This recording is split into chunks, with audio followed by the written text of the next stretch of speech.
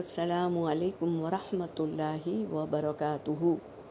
ربی زدنی علما۔ آج ہم دسترخوان اٹھانے کے آداب سیکھیں گے۔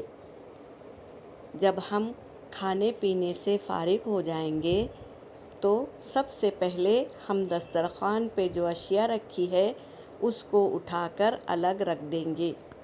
پھر اس کے بعد میں دسترخوان کو ایک پلیٹ میں جھٹک کر دسترخوان ہاتھ میں لیں گے، پھر بعد میں خود اٹھیں گے۔ حدیث پاک کا مفہوم ہے۔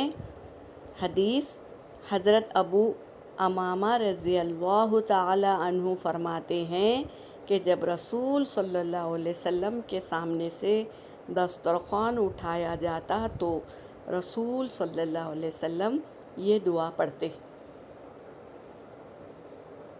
دسترخوان اٹھانے کی دعا: الحمدللہ حمداً کثیراً طیباً مبارکاً فیہ غیر مکفی ولا مودع۔ اگر رک رہے تو ہم مودع کریں گے، اگر نہیں رک رہے تو ولا مودع ولا مستغنی عنہ ربنا۔